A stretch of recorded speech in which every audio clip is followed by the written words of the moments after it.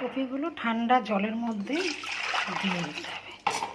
আমি ঠান্ডা জল নিলাম, নিয়ে এই ভাপানো কপিগুলো জলের মধ্যে দিয়ে কিছুক্ষণ রাখবো, 10 মিনিটের মধ্যে তুলে নেব।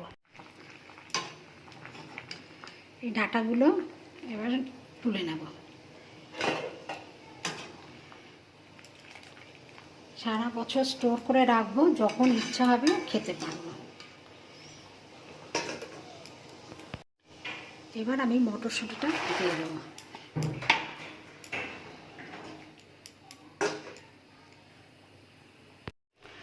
ঠান্ডা জলের মধ্যে দিয়েছিলাম, এবার আমি কিছুক্ষণ পরে জল থেকে তুলে ছেঁকে নিচ্ছি। এটা হচ্ছে ফুলকপির ডাঁটা।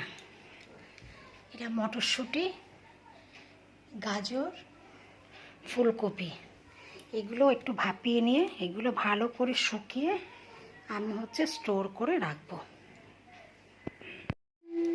জল শুকিয়ে নিয়েছি, নিয়ে এরকম করে ডাব্বার মধ্যে করে সব স্টোর করে রেখে দেব। যখন ইচ্ছা হবে তখন বের করে রান্না করে নেব।